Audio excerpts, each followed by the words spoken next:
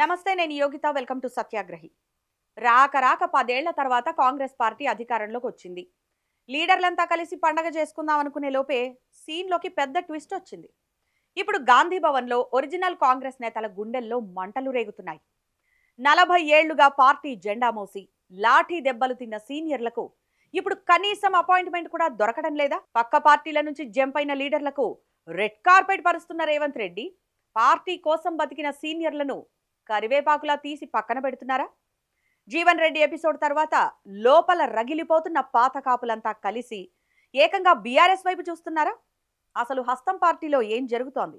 Revanth mark ఒంటెద్దు పోకడ కాంగ్రెస్ ను ముంచేయబోతోందా? ఈ రోజు మన స్పెషల్ స్టోరీలో పక్కా పొలిటికల్ అనాలిసిస్ చూద్దాం. రాజకీయాల్లో సీనియారిటీకి నమ్మకానికి విలువ లేనప్పుడు ఆ లీడర్లు ఎంత కుమిలిపోతారో ఇప్పుడు జగిత్యాల సీనియర్ నేత జీవన్ రెడ్డిని చూస్తే అర్థమవుతుంది. దశాబ్దాలుగా కాంగ్రెస్ పార్టీ కోసం, గాంధీ భవన్ కోసం అహర్నిశలు శ్రమించిన నిఖార్సైన కాంగ్రెస్ వాది ఆయన.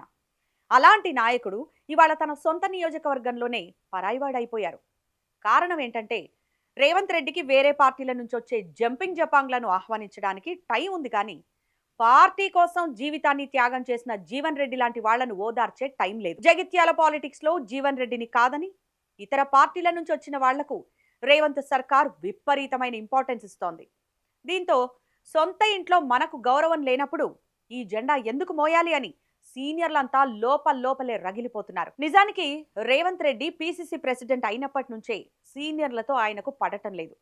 ఇక ముఖ్యమంత్రి అయ్యాక ఆయన తన పట్టును మరింత బిగించారు. ఇప్పుడు పార్టీలో, ప్రభుత్వంలో నిర్ణయాలన్నీ Revanth mark one man show లాగే సాగుతున్నాయి. నామినేటెడ్ పదవులు గాని, కేబినెట్ ప్రాధాన్యతలు గాని రేవంత్ రెడ్డి కేవలం తనకు అనుకూలంగా ఉన్న వారికే లేదా కొత్తగా వచ్చిన వారికే కట్టబెడుతున్నారనే ఆరోపణలు గట్టిగా వినిపిస్తున్నాయి. ఇందుకు పక్కా సాక్ష్యం ఇటీవల ఖాళీ అయిన రాజ్యసభ స్థానం. దశాబ్దాలుగా ఢిల్లీ స్థాయిలో చక్రం తిప్పిన సీనియర్లను కాదని రేవంత్ రెడ్డి తన పరమ సన్నిహితుడైన వేం నరేందర్ రెడ్డికే ఆ సీటు కట్టబెట్టారు. దీంతో సీనియర్ నేతలకు పూర్తిగా పిచ్చెక్కిపోయింది. తమతో కనీసం సంప్రదింపులు కూడా లేకుండా రేవంత్ ఒంటెద్దు పోకడపోతున్నారని, ఇలాగైతే పార్టీలో తమ ఉనికి ప్రశ్నార్థకమవుతుందని వారు ఆందోళన చెందుతున్నారు. ఇక హైదరాబాద్ కాంగ్రెస్ లో అంజన్ కుమార్ యాదవ్ అంటే తెలియని వారు ఉండరు. రేవంత్ రెడ్డి వచ్చాక సైలెంట్ అయిపోయిన లీడర్లలో ఈయన కూడా ఒకరు. అంజన్ కుమార్ యాదవ్ సన్నిహితుల వద్ద ఇండైరెక్ట్ గా తన ఆవేదనను వెళ్లగక్కుతున్నారట. జూబ్లీహిల్స్ ఎన్నికల వరకు తనను, తన సామాజిక వర్గాన్ని వాడుకొని తీరా అధికారంలోకి వచ్చాక పక్కన పెట్టేశారని రగిలిపోతున్నారు. మంత్రివర్గ విస్తరణలో తనకు ఖచ్చితంగా చోటు దక్కుతుందని ఆశపడ్డ అంజన్ కుమార్ కు రేవంత్ సర్కార్ ఘోరంగా మొండి చేయి చూపించింది. తనకు మంత్రి పదవి రాకుండా రేవంత్ రెడ్డి కావాలని అడ్డుకుంటున్నారని ఆయన సన్నిహితుల వద్ద వాపోతున్నారట. అందుకే ప్రస్తుతం గాంధీ భవన్ మెట్లెక్కడానికి కూడా ఈ పాత కాపు ఆసక్తి చూపించడం లేదు. ఇక మధు యాష్కి గౌడ్ ముచ్చటైతే మరీ విచిత్రం. నేరుగా రాహుల్ గాంధీ, సోనియా గాంధీలతోనే మాట్లాడగలిగే రేంజ్ ఉన్న లీడర్ ఆయన. కానీ గత ఎన్నికల్లో మధు యాష్కిని కావాలనే సొంత పార్టీ లీడర్లే వెన్నుపోటు పొడిచి ఓడించారనే ప్రచారం కాంగ్రెస్ లో గట్టిగా నడిచింది.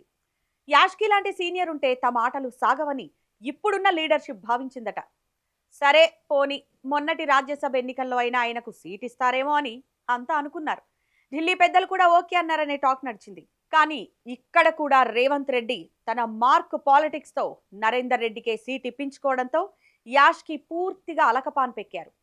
అప్పటి నుంచి పార్టీ కార్యక్రమాలకు దూరంగా ఉంటూ సైలెంట్ గా తన ప్రతాపం చూపించడానికి టైం కోసం వెయిట్ చేస్తున్నారు. కేవలం పదవుల గొడవే కాదు, రేవంత్ రెడ్డి ప్రభుత్వ పనితీరు కూడా సీనియర్లను భయపెడుతోంది. 6 గ్యారంటీల అమల్లో జరుగుతున్న లేట్, ప్రజల్లో వస్తున్న వ్యతిరేకత చూసి రేవంత్ రెడ్డి వైఖరి వల్ల వచ్చే ఎన్నికల నాటికి కాంగ్రెస్ భూస్థాపితం అయిపోతుంది, ఆయనతో పాటు మేము కూడా మునిగిపోతామని కొందరు సీనియర్లు ఆఫ్ ద రికార్డుగా బాంబులు పేలుస్తున్నారు. అందుకే ఈ అనుమానాలు భరించలేక చాలా మంది సీనియర్ నేతలు ఇప్పుడు ప్రత్యామ్నాయం చూసుకుంటున్నారట. ఉత్తర తెలంగాణ, పాత బస్తీకి చెందిన కొందరు కీలక నేతలు ఇప్పటికే గులాబీ బాస్ కేసీఆర్ తో టచ్ లోకి వెళ్లినట్లు గుసగుసలు వినిపిస్తున్నాయి. వీరంతా సరైన టైం చూసి ఒకేసారి భారీగా కారెక్కితే రేవంత్ సర్కార్ కి మైండ్ బ్లాంక్ అవ్వడం ఖాయం. మరి రేవంత్ రెడ్డి ఒంటెద్దు పోకడలపై, సీనియర్ కాంగ్రెస్ నేతల అలకలపై మీ అభిప్రాయం ఏంటి? కాంగ్రెస్ నిజంగానే పాత కాపులను తొక్కేస్తోందా? ఈ వీడియో కింద కామెంట్ సెక్షన్ లో మీ అభిప్రాయాన్ని తప్పకుండా మాకు తెలియజేయండి. అలాగే ఈ వీడియో నచ్చితే లైక్ చేయండి, షేర్ చేయండి. ఇలాంటి మరిన్ని పొలిటికల్ అప్డేట్స్ కోసం మన ఛానల్ ఇప్పుడే సబ్స్క్రైబ్ చేసుకోండి. Thanks for watching.